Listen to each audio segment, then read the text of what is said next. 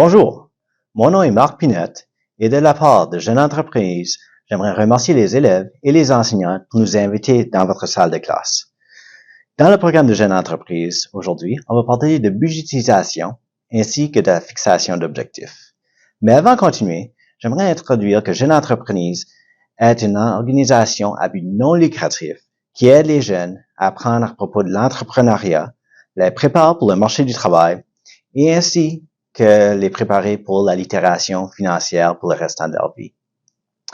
Comme conseiller financier et comme un gars avec beaucoup d'expérience dans la planification financière, je suis excité de parler d'un élément très important dans votre planification financière future, créer un budget et se fixer des objectifs.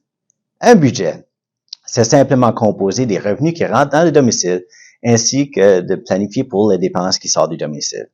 Ça vous laisse préparer pour payer vos dépenses et ainsi que la planification d'épargner pour le futur et de se préparer pour les petits coups de la vie qui sont le fun. L'établissement d'un budget est composé de dépenses fixes et des dépenses fixes, c'est ce qui s'arrive à chaque mois, tel qu'un paiement d'automobile, une hypothèque. Il y a aussi des dépenses variables. Et les dépenses variables, ce sont des dépenses qui varient de mois à mois, telles que les dépenses pour les grosseries, les paiements qui fluctuent selon les besoins pour l'alimentation, les vêtements et des choses qui sont le fun dans la vie. Ça varie à chaque mois. Le dernier élément d'un budget, c'est le revenu. Le revenu, naturellement, provient de votre emploi pour la majorité de la population, mais le revenu peut aussi provenir de petites job-in que vous faisiez à côté de votre emploi régulier. Ça peut provenir de vos placements, de vos investissements, ainsi que d'autres options telles que si vous appartenez à un appartement puis quelqu'un vous paye un loyer.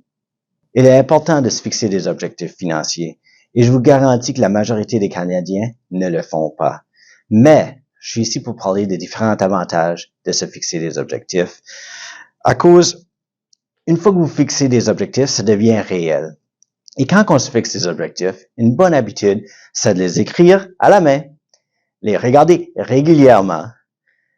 Et le but ultime, et ce que vous allez découvrir à fur et à mesure de votre vie, c'est une fois que vous faites ça, vous savez qu'est-ce qui est la raison pourquoi vous épargnez de l'argent. Vous savez le flux monétaire de votre domicile, vous savez où est-ce que l'argent va, où est-ce que vous dépensez votre argent, et des fois, où est-ce que vous dépensez un petit peu trop votre argent.